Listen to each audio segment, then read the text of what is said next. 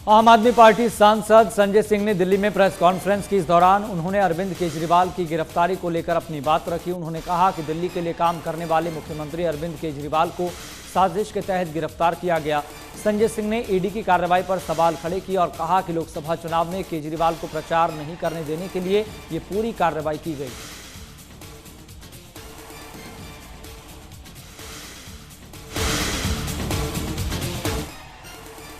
चुनाव आयोग ने आम आदमी पार्टी नेता आतिशी को नोटिस जारी किया। आतिशी को चुनाव आयोग ने बीजेपी से ऑफर मिलने वाले मामले में नोटिस जारी किया और शनिवार शाम 5 बजे तक जवाब दाखिल करने के लिए आदेश दिए हैं।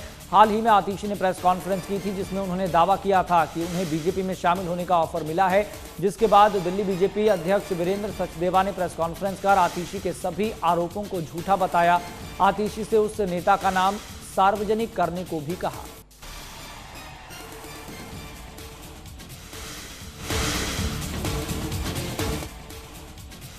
पीएम नरेंद्र मोदी ने राजस्थान के चूरू में एक चुनावी रैली को संबोधित किया। इस दौरान पीएम ने देश के विकास की बात करते हुए कांग्रेस पर भी बयान दिया।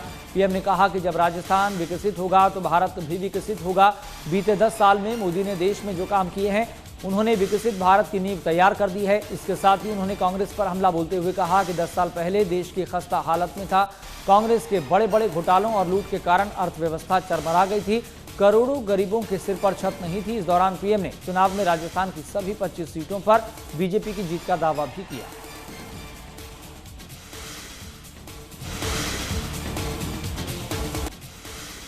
लोकसभा चुनाव को लेकर कांग्रेस पार्टी ने अपना घोषणा पत्र जारी कर दिया है। कांग्रेस मुख्यालय पर कांग्रेस अध्यक्ष मल्लिकार्जुन खड़गे, सोनिया गांधी, राहुल गांधी समेत पार्टी के कई सीनियर लीडर्स ने घोषणा पत्र जारी किया।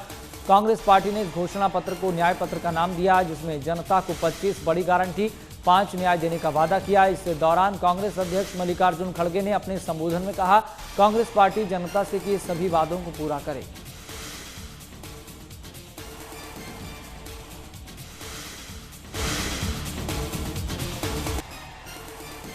इधर कांग्रेस की घोषणा पत्र को लेकर मध्य प्रदेश के मुख्यमंत्री मोहन यादव ने अपनी बात रखी। मुख्यमंत्री ने कांग्रेस पर अन्याय करने का आरोप लगाते हुए कहा, कांग्रेस ने सभी के साथ अन्याय करते हुए अपना समय गुजारा है। ऐसे में उनके मुंह पर न्याय शब्द शोभा नहीं देता। इसके साथ ही चुनाव में बीजेपी की जीत का दावा करते हुए कहा, कांग्रेस एक हारी हुई लड़ाई लड़ रही है।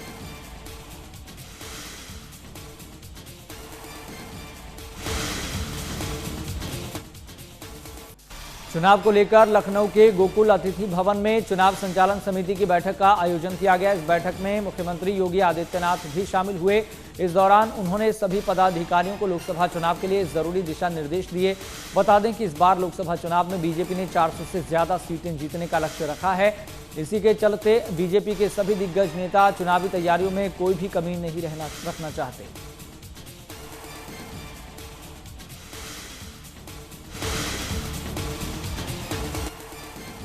उत्तराखंड के पूर्व मुख्यमंत्री और कांग्रेस नेता हरीश रावत ने बड़ा बयान दिया। उन्होंने कहा कि हर स्तर पर हमारा स्थान बीजेपी ने ले लिया है।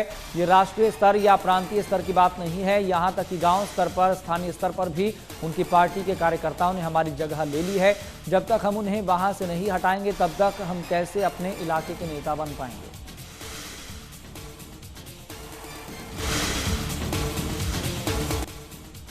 वहीं मंडी से बीजेपी उम्मीदवार कंगना रनौत को लेकर हिमाचल प्रदेश कांग्रेस अध्यक्ष प्रतिभा सिंह ने बयान दिया।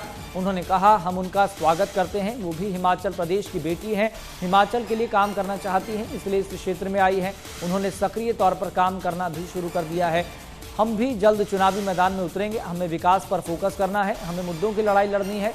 मैं लोगों से भी अपील करूंगी कि कंगना एक महिला है, उनके बारे में किसी तरह की टीका टिप्पणी न करें।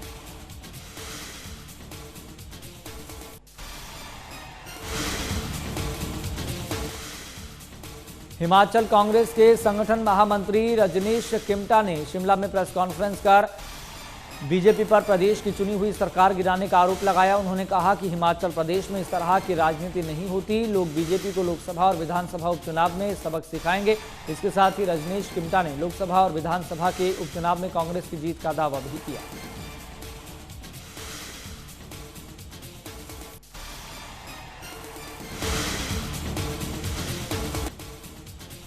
वहीं कंगना द्वारा विक्रमादित्य सिंह के बाहरी बताए जाने वाले बयान पर पलटवार करते हुए रजनीश किमटा ने कहा कि कंगना विक्रमादित्य सिंह को बाहरी बता रही है, जबकि रामपुर मंडी संसदीय क्षेत्र का हिस्सा है। उन्होंने कहा कि बीजेपी को कंगना रनौत का ज्ञान बढ़ाने की जरूरत है।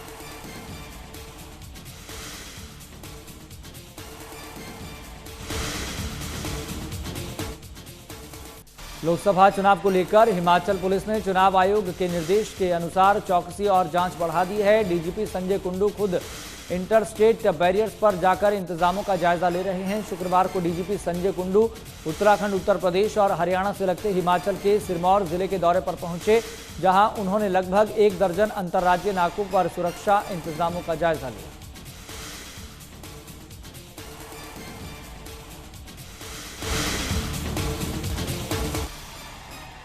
दिल्ली के पूर्व उप मुख्यमंत्री और आम आदमी पार्टी नेता मनीष सिसोदिया दिल्ली शराब घोटाला मामले में इन दिनों जेल के अंदर है। उन्होंने तिहाड़ जेल से अपनी विधानसभा पटपड़गंज की जनता के नाम पत्र लिखा है, जिसमें उन्होंने कहा, जल्द ही जेल से बाहर मिलेंगे।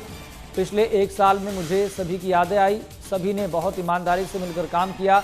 हम अच्छी शिक्षा और स्कूल के लिए लड़ रहे हैं।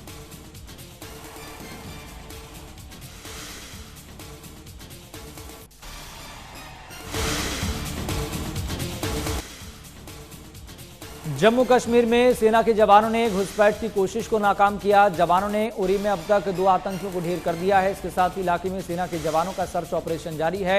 लोकसभा चुनाव को लेकर जम्मू कश्मीर में अलर्ट जारी है। पाकिस्तान और आईएसआई माहौल खराब करने की साजिश रच रहे थे, जिसे सेना के जवानों ने नाकाम कर दिया है।